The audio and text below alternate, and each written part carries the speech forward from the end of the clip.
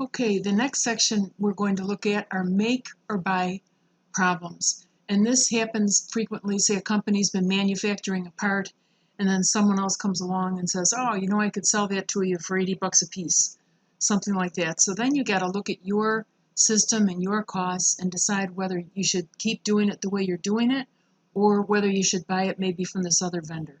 Okay, so here's a introduction to it that companies that manufacture products make up made up components that are assembled into a final product, okay, like an automobile manufacturer, and they've got to decide whether to make it themselves or purchase it from a supplier.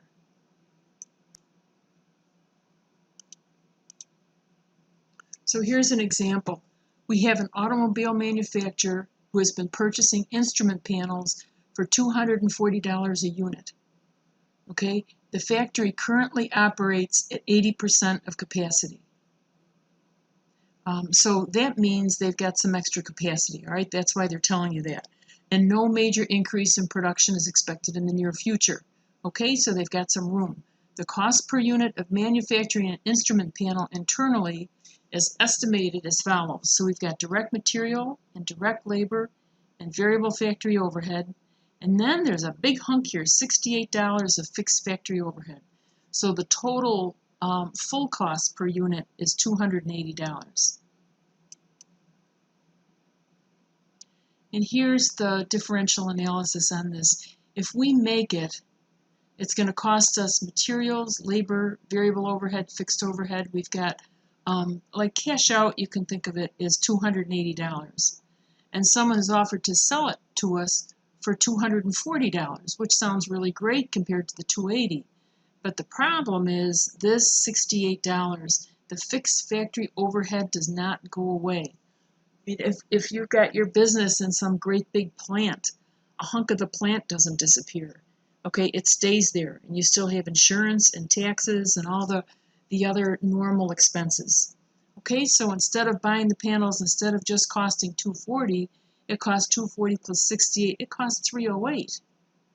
Okay, so our difference is here, our difference is $28 between the two, and just based on the numbers, we'd be better off making the panels.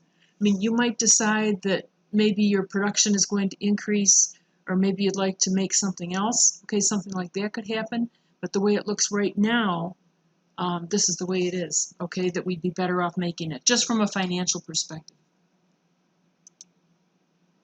Now here's an example of a make or buy. This company manufactures a subcomponent for an assembly at $80 per unit, and that includes fixed cost of $25.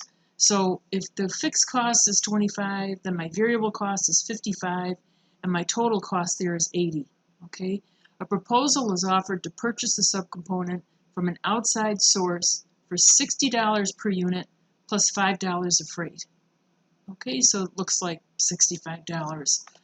Prepare a differential analysis dated November 2nd. I don't know where that comes from, to determine whether the company should make or buy the subcomponent. And then here's the thing, assuming that fixed costs are unaffected by the decision. That's the key.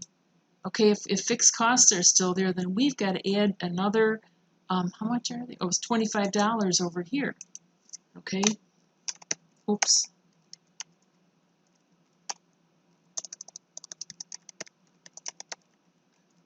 So I'm going to put this 25 in.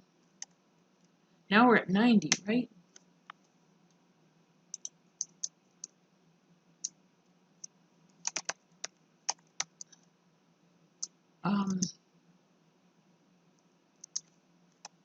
Yeah, okay. That's the what makes everything what's different. And let's take this. I'll take this and put that there. Okay. And here's their analysis. Here's the to make the component. There's our $55 in variable, $25 fixed for $80.